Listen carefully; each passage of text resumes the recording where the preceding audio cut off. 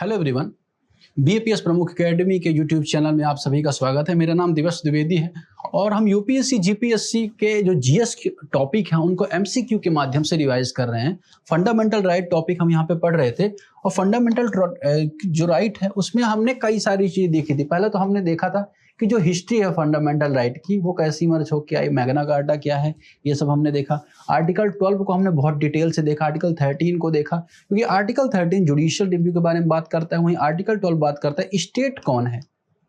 ये बहुत important article है, तो ये हमने एनालिसिस किया था। फिर हमने ये देखा था कि कौन से फंडामेंटल राइट को हटाया गया है, किस तरह से डेवलपमेंट हुआ, इंडिया में क्या हिस्ट्री फंडामेंटल राइट की, तो ये सारी चीजें हमने यहाँ पर देख ली थी। अब हमें बात करनी है नेक्स्ट क्वेश्चन की, ठीक है।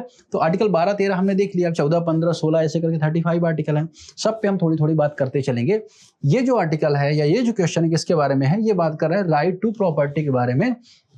हमने ये देखा था कि इनिशियली फंडामेंटल राइट कितने थे, 7 थे। 7 फंडामेंटल राइट में एक जो फंडामेंटल राइट था राइट टू प्रॉपर्टी, उसको क्या किया गया था, हटा दिया गया था और उसको हटा के आर्टिकल 300A में शामिल कर दिया गया था, ठीक है। अब यहां पर प्रश्न बन रहा है कि right to property was removed from the list of fundamental right by which constitution amendment, किस एक्ट के माध्यम से इस प्रक्रिया को अंजाम दिया गया था, ये यहां पे पूछा जा रहा है, ठीक है। पहला है 42वां संविधान संशोधन 42, फिर है 44th कॉन्स्टिट्यूशन अमेंडमेंट 1978, फिर है 25 कॉन्स्टिट्यूशन अमेंडमेंट 1971, फिर है 86 कॉन्स्टिट्यूशन अमेंडमेंट 2002। इन चारों में से सही आंसर क्या हो जाएगा, इसको आपको बताना है। तो देखो 42वां संविधान संशोधन, जिसे मिनी कॉन्स्टिट्यूशन कहा जाता है, मिनी कॉन्स्टिट्यूशन कहा जाता है, इसमें इसे नहीं किया गया था बल्कि 44 कॉन्स्टिट्यूशन अमेंडमेंट में किया गया था। अब इसको हटाया क्यों गया, कि फंडामेंटल राइट में जो सिक्योरिटी है वो डायरेक्टली आर्टिकल 32 आर्टिकल 226 से आती है। तो मान के चलो राइट टू प्रॉपर्टी आपका पार्ट है। भारत में क्या था, आज़ादी के पहले ज़्यादातर जमीन जो हुआ करती थी वो जमींदारों के पास थी, किसानों के पास थी नहीं।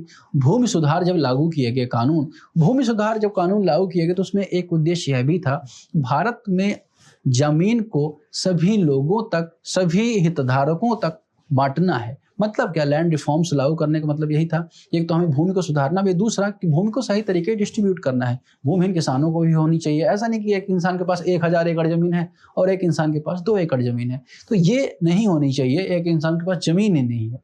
तो ये सब प्रयास थे। अब किसी व्यक्ति से अगर उसकी जमीन छीनी जाएगी तो वो क्या करेगा, वो आसानी से तो अपनी जमीन देगा नहीं, तो वो उसके लिए क्या करे, कोर्ट जाएगा।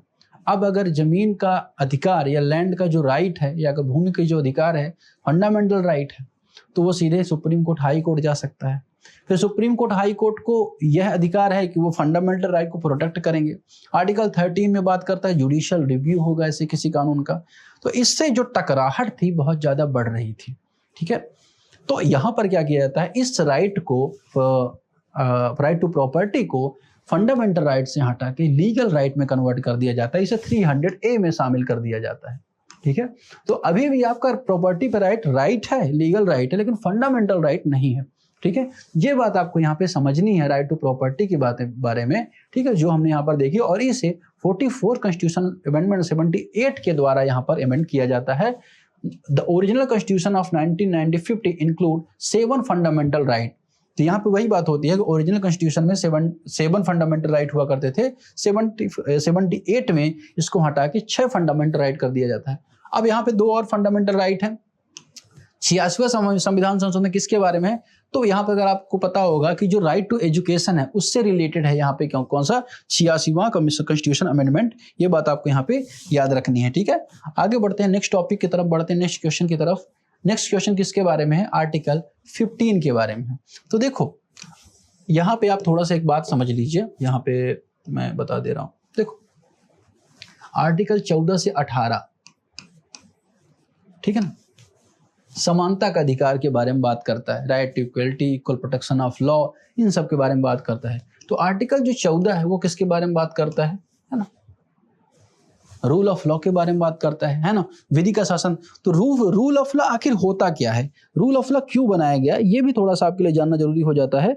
तो रूल ऑफ लॉ का मतलब क्या होता है कि कानून का केवल शासन चलेगा, कानून के अलावा किसी का शासन नहीं होगा। इसका मतलब क्या, जैसे मान चलिए कि कोई गरीब व्यक्ति है, कोई अंबानी है, अंबानी हो चाहे गरीब व्यक्ति हो, दोनों के लिए कानून एक समान होगा। अगर किसी को मान के चलिए मर्डर किसी ने कर दिया तो उसके लिए जो सजा का प्रावधान किया गया है वो सभी के लिए होगा, गरीब अमीर के लिए अलग अलग प्रावधान नहीं होगा। लेकिन जो आर्टिकल 14 है, दो सिद्धांतों के बारे में बात करता है, equity before law, equity before law, इसको मैं यहां पर कर देता हूं,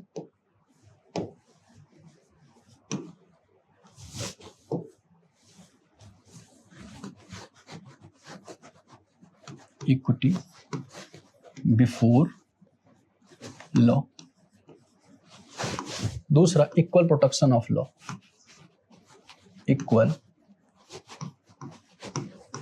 प्रोटेक्शन ऑफ लॉ।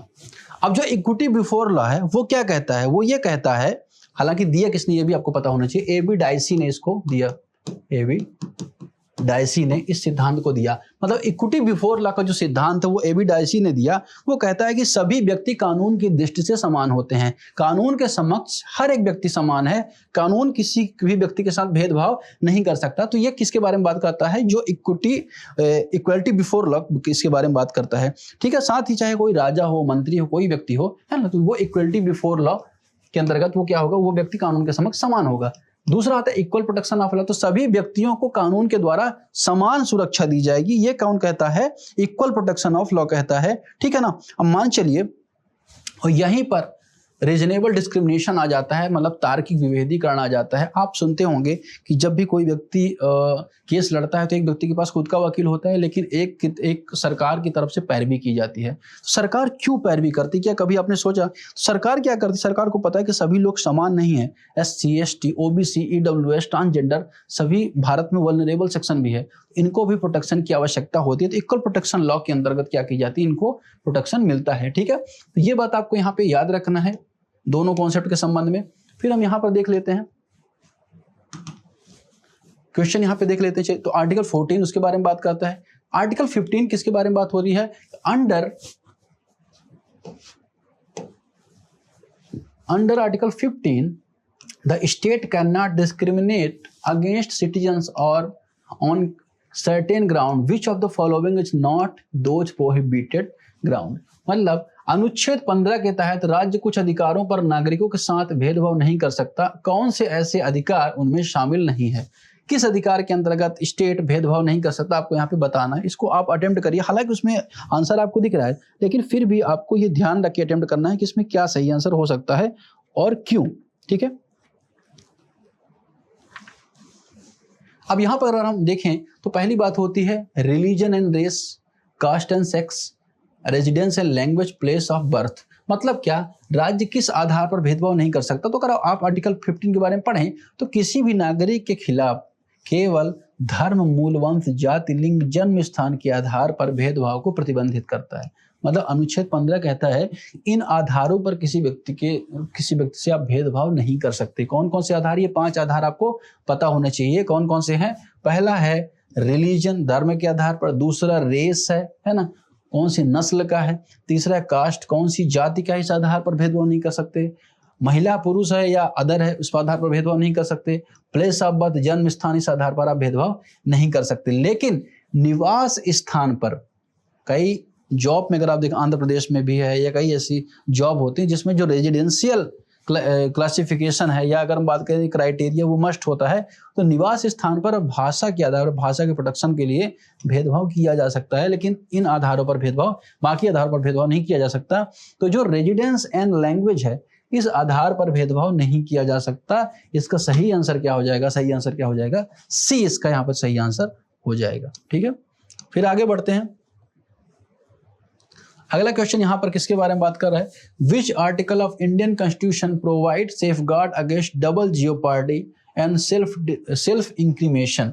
मतलब क्या, आत्मदोषारोपण के विरुद्ध सुरक्षा प्रदान निम्न में से कौन सा आर्टिकल करता है, ये आपको यहाँ पे बताना है। कौन से आर्टिकल में जो आत्मरक्षा है उसके विरुद्ध सुरक्षा यहाँ पे प्रदान होती है। तो इसका सही आंसर क्या हो जाएगा, आर्टिकल 19 है, आर्टिकल 20 है, आर्टिकल 21 है, आर्टिकल 22 है। मतलब क्या, किसी भी व्यक्ति को 2 बार दंड नहीं दिया जा सकता। मान चलिए कि किसी व्यक्ति ने एक अपराध किया और उसकी सजा 1 साल है, उसने उसका दंड भुगत लिया, तो दोबारा उसी अपराध के लिए उसके दंड नहीं मिलेगा। नया अपराध कर देगा तो मिल जाएगा। मान चलो कि आपने किसी को पीट दिया है ना, आपने हथियार से, धारदार हथियार से किसी पर हमला कर दिया, 307 आपके ऊपर लगी पुराने सेक्शन के अकॉर्डिंग, लेकिन बाद में आपने क्या किया, उसकी सजा हुई, आप निकल के, लेकिन आपने किसी और व्यक्ति को फिर से वही किया, फिर से अटैक किया, तो वहां पर होगा।